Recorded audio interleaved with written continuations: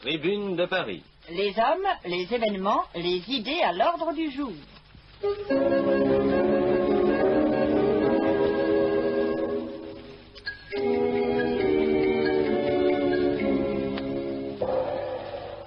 Où en est la critique littéraire? Que valent les formes nouvelles et multiples qu'elle a cru devoir prendre dans la presse issue de la Libération? Que valent les méthodes d'appréciation nouvelles, tout au moins les nouvelles optiques utilisées par nos critiques actuels? C'est le thème d'entretien que nous proposons ce soir à 4 personnalités du monde des lettres. Autour du micro sont réunis André Mauroy de l'Académie française, Armand Hogg de Carrefour Maurice Nadeau de Combat et du Mercure de France, et Georges Bataille, directeur de Critique. Rappelons que la revue Critique a obtenu, il y a quelques mois, le premier prix des revues. Émile Dana va mener le débat. Nous assistons, messieurs, vous assistez comme tout le monde, à une prolifération de la critique. Des grandes monographies des revues mensuelles aux très courtes notules des quotidiens, en passant par les feuilletons traditionnels et même par ces conseils de lecture qui avoisinent dans les magazines féminins les courriers du cœur et les recettes de cuisine, la critique décidément est partout. Mais est-ce encore de la critique? Où est la vraie critique? Jusqu'où va-t-elle? Où n'est-elle plus? C'est ce qu'on se demande, c'est ce que nous vous demandons ce soir. André Mauroy.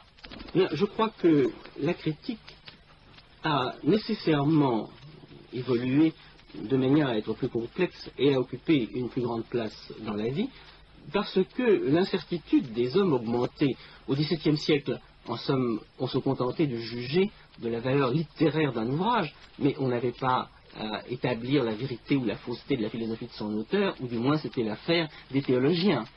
Au XVIIIe siècle, on commençait déjà à s'en préoccuper parce qu'il n'y avait plus de doctrine d'État ou de doctrine universelle. Au XIXe, alors nous arrivons dans une zone où les hommes ne savent plus que penser sur tous les sujets et où par conséquent le critique est obligé de mettre de l'ordre. Armand Hogg. La critique me paraît remarquable aujourd'hui, d'abord par son orgueil, en ce sens qu'elle veut traiter de tous les problèmes et que le nombre des critiques augmente singulièrement, et puis par l'annexionnisme dont elle fait preuve vis-à-vis de toutes sortes de sujets qui auparavant n'appartenaient pas à la littérature. Mais je crois aussi que c'est une question de temps, d'époque.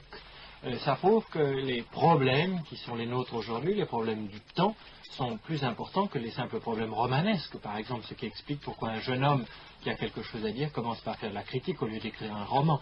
Au XVIIe siècle, par exemple, la doctrine littéraire, c'est le divertissement. Je crois que le mot est dans une des préfaces de Racine, premier devoir est de plaire.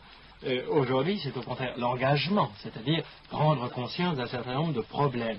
Bien, voilà ce qui fait que la critique est à la fois plus orgueilleuse et plus annexionniste aujourd'hui qu'elle ne l'était il y a 50 ans. Maurice Nadeau.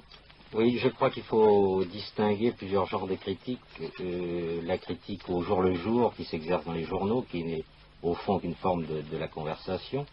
La critique qui s'exerce dans les œuvres, enfin dans les livres, et peut-être aussi dans les revues, et peut-être aussi la critique faite par les créateurs eux-mêmes. De sorte que si on veut juger ces 3 choses à la fois, j'ai peur qu'on s'égare un peu. Il faudrait peut-être serrer, enfin examiner ce qu'on appelle vraiment critique, c'est-à-dire au fond exercice d'une profession telle qu'elle existe depuis Sainte-Beuve, puisqu'avant il pouvait y avoir la critique de Voltaire ou celle de Fréron ou même celle de Montaigne, mais au fond elle s'exerçait dans des œuvres créées, si on veut. Ce n'était pas une réflexion professionnelle sur la valeur des ouvrages ou des tragédies ou de toutes les œuvres littéraires. Enfin, il y a eu Boileau tout de même. Oui, Boileau, et il y a eu Boileau, évidemment, mais alors il y a eu aussi Victor Hugo, la préface de Cromwell, William Shakespeare, fait tout ce qu'on veut. Il y a le manifeste. Est-ce que c'est de la critique à partir du moment où un homme comme Victor Hugo, par exemple, rompt avec le classicisme, prône des valeurs nouvelles? Est-ce qu'on peut... Je crois qu'on doit envisager, par exemple, son action en ce sens comme une action critique, et pourtant, ça n'est pas un critique. C'est à Armand Hogg que vient de répondre Maurice Nadeau. Georges Bataille. Il y a eu tout un temps où la critique a pris d'une façon tout à fait systématique une forme du fait à la critique des amateurs, à laquelle Nadeau faisait allusion tout à l'heure, a succédé la critique professionnelle, tout d'abord celle des journalistes, puis celle des professeurs. On a ainsi une suite de grands critiques qui se sont engendrés les uns les autres, comme dans les généalogies bibliques. On a Sainte-Beuve, Taine, Brunetière, Lançon, les uns professeurs, les autres journalistes, Sainte-Beuve, journaliste, les professeurs ont suivi, qui ont ainsi créé une sorte de genre extrêmement fermé, avec son allure très particulière, ses problèmes assez étroits souvent. Actuellement, il y a encore des journalistes, il y a encore des professeurs. Les journalistes dans la critique tentent à prendre le pas sur le professeur, mais surtout, ce qui arrive, c'est que la critique déborde les uns et les autres. La critique a pris un sens plus vaste qu'elle n'a pris autrefois. La littérature déborde dans tous les sens du fait que, comme le disait André Mauroy tout à l'heure, la société n'a plus ses vérités bien fixes. La littérature se substitue à une église qui autrefois enseignait des vérités tout à fait ordonnées, et elle le fait d'une façon, elle, désordonnée. La critique qui a parlé de tout cela, en quelque sorte à le mettre en ordre, est devenue quelque chose de beaucoup plus vaste, et ce cadre de la critique de Sainte-Beuve, de Taine, est maintenant un peu oublié au fond.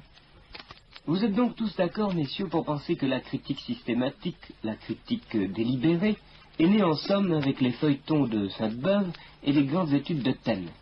Mais, et c'est, je vous le rappelle, notre question principale ce soir, la critique depuis lors a-t-elle évolué, André Mauroy? Eh bien, oui, certainement, elle a évolué. En ce sens que, d'abord, le critique a été amené, comme disait Georges Bataille, à s'occuper d'un beaucoup plus grand nombre de points de vue. Et il a été amené à étudier l'individu qui a écrit, donc à faire de la biographie, à étudier le fonctionnement de son esprit, donc à faire de la psychanalyse, à rebâtir sa doctrine, donc à faire de la philosophie ou de la politique. De sorte que, au fond, le critique devient un créateur, mais c'est un créateur qui crée à propos d'une autre œuvre. Armand. Alors peut-être, là, faut-il faire une différence qui me paraît importante entre deux genres qui existent à l'intérieur de la critique qui ne sont peut-être pas les mêmes.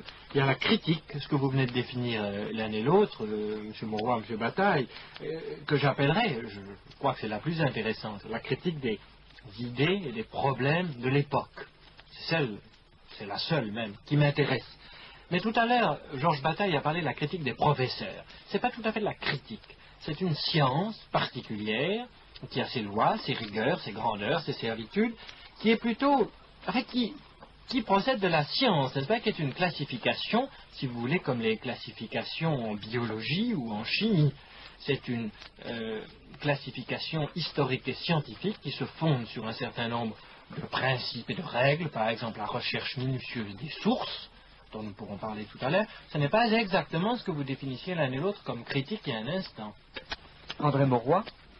Non, en effet, je ne crois pas que ce soit là la critique dont nous souhaitons parler.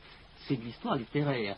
Il est vrai que Sainte-Beuve, par exemple, faisait lui très souvent aussi de l'histoire littéraire. Mais, oui, Port-Royal. Mais enfin, presque toujours, il y mêlait tout de même quelque chose qui était l'humeur particulière de Sainte-Beuve. Il n'essayait pas d'être objectif. Les professeurs prétendent être objectifs, je ne crois pas qu'ils le soient. Moi non plus. Georges Bataille? À l'opposé de cette histoire littéraire, il faut citer une tendance importante de la critique qui est donnée dans son développement philosophique. Les ouvrages de Léon Chestov, par exemple, ne sont pas à proprement parler des ouvrages de critique. Cependant, ils font en quelque sorte double emploi avec le travail des critiques, puisqu'ils analysent des ouvrages littéraires et cherchent à en tirer tout l'enseignement qu'ils contiennent. La critique de Léon Chestov est peut-être quelque chose de peu actuel en France, mais cette tendance a plus ou moins débordé la critique actuelle. Il est certain que, au premier rang de la critique actuelle, il faut citer Jean-Paul Sartre et Maurice Blanchot. Jean-Paul Sartre est tout à fait un philosophe, et Maurice Blanchot, en dépit du fait qu'on lui donne normalement le nom de critique ne le mérite peut-être pas. Beaucoup de gens pensent que sa critique est surtout une critique philosophique, et ils ont raison.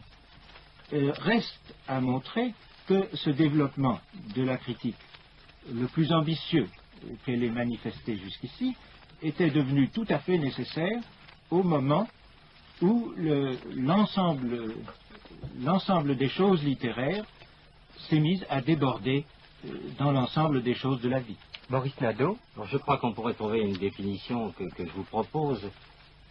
Devient critique ou n'est critique que celui qui juge.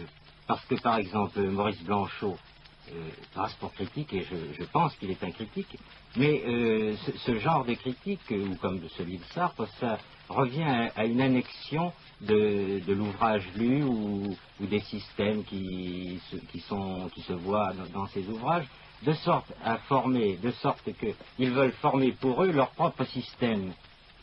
Alors que la critique, au fond, le critique, c'est malheureux, mais enfin, c'est un juge, c'est-à-dire à ma droite les bons, à ma gauche les méchants, et on peut se demander d'abord si ce rôle est fondé, et ensuite, à partir de quel principe on peut juger.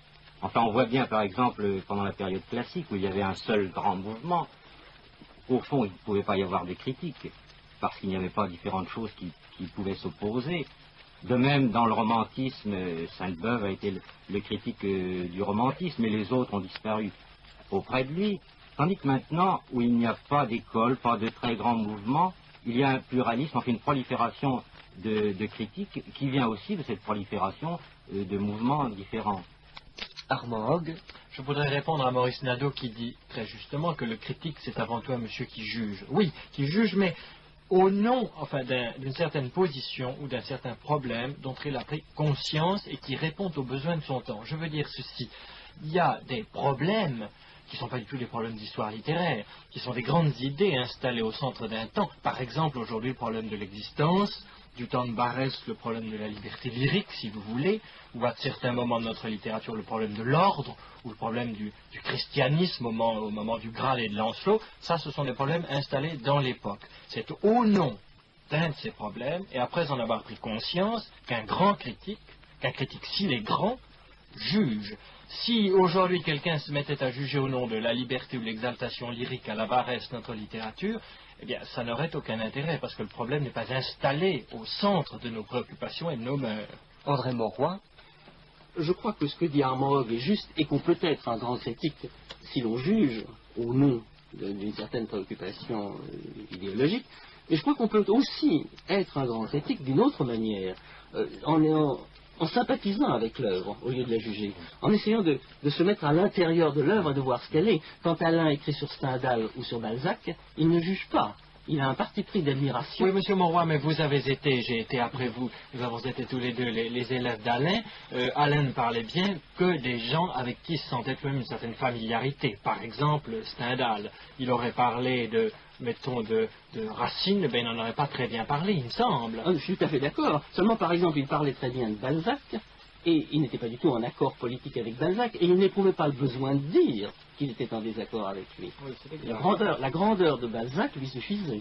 Maurice Nadeau. C'est l'autre aspect de la critique, celle non pas qui se place à l'extérieur et qui juge d'après des critères à elle, mais celle qui essaye de refaire l'œuvre, en somme, de celui qu'elle examine. Oui, et je crois que ça peut être très beau. Oui. Mais nous en arrivons là, je crois, messieurs, à un point qu'il faut tout de même examiner, celui de l'influence de la politique sur la critique. Armand Hogg.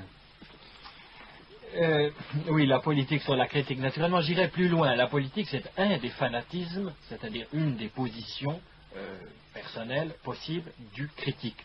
Mais je crois qu'il y a bien des positions au nom desquelles on juge, autres que la position politique.